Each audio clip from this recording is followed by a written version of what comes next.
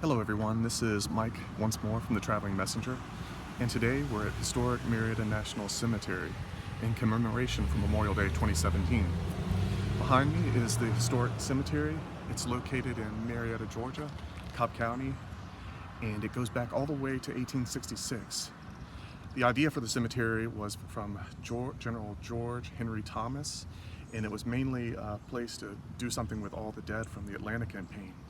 There are over 17,000 graves in this cemetery. 3,000 of them are unknown, but they're mainly Union soldiers from the Atlanta campaign. We're going to take in a few sites, look at a few monuments, and give you some background on the cemetery, which is listed in the Historic Registry for National Historic Places. Thank you. In Marietta National Cemetery, there are 4 notable monuments in the cemetery. This one right here is in honor of the Pearl Harbor survivors from the Japanese attack in 1941. Here we have a marble obelisk dedicated in honor of the 20th Army Corps of the 2nd Division. This was erected in May of 1870.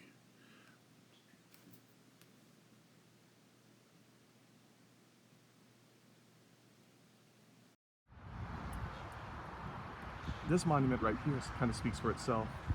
This is the Wisconsin monument, dedicated in 1925 to the men from Wisconsin who died during the Civil War and are interred in this cemetery.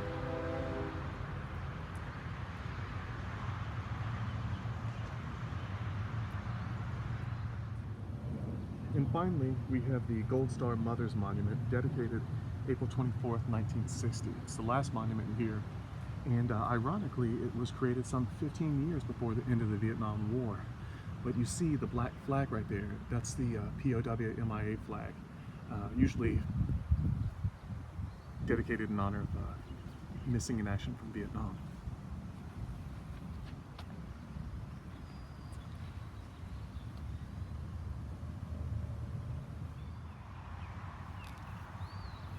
In addition to the 4 major monuments here, Marietta National Cemetery is also known for having 5 Medal of Honor recipients interned here. One of them actually goes back to the American Revolution. On this 23 acres, you can see that the cemetery naturally fits the topography of the land. Kennesaw Mountain, Stone Mountain, and even City of Atlanta are all visible from different perspectives of the cemetery. And then there are nice pathways for you to visit the different sections. The cemetery quit taking interments back in 1970, but you have war dead all the way up to the Vietnam War in here.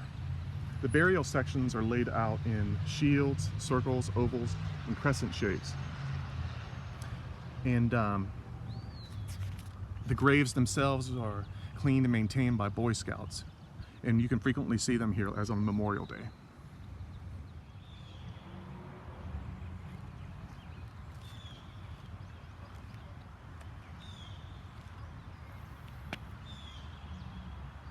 The land here is actually quite beautiful.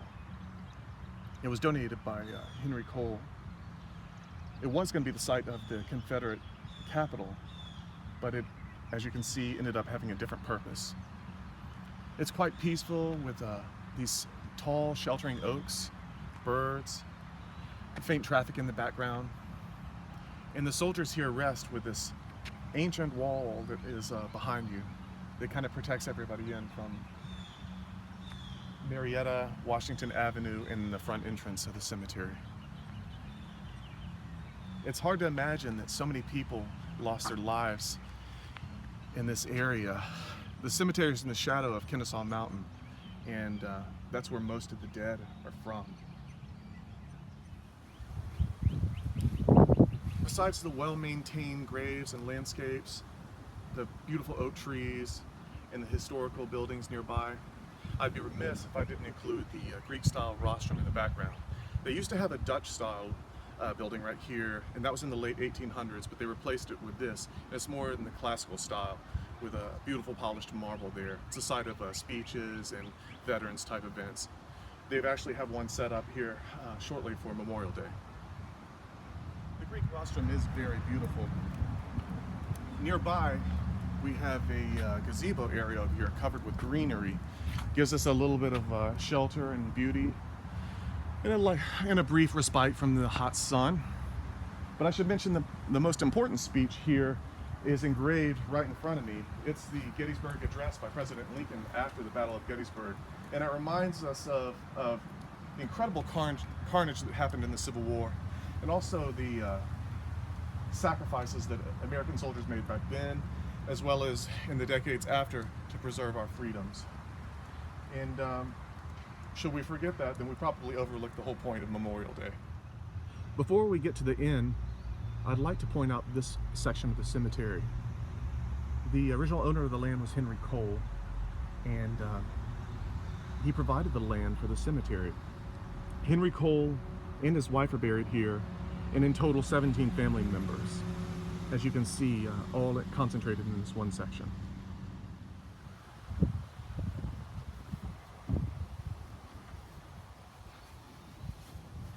As we conclude this video, it's hard to imagine in this peaceful cemetery the amount of carnage that was inflicted locally during the American Civil War, particularly the Battle of Kennesaw Mountain and the Atlanta Campaign.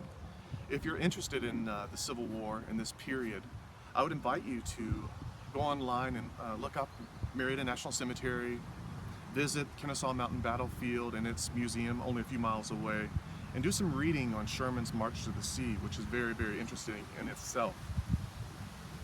There are over 10,000 soldiers here buried, mostly from that period, and sadly 3,000 of them are unknown.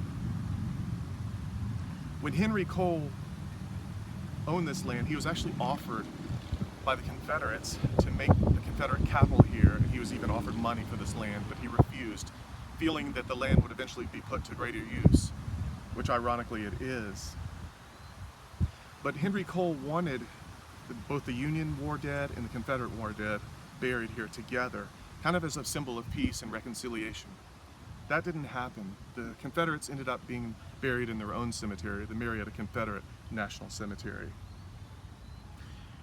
So we'll leave off here, and I hope you read further on this, maybe visit yourself. Emily and I are happy to bring you these videos from the Traveling Messenger. If you like them, we invite you to like, share, and subscribe, and share with your friends. Before we go, we reflect a moment for those in the cemetery who gave the ultimate sacrifice for freedom.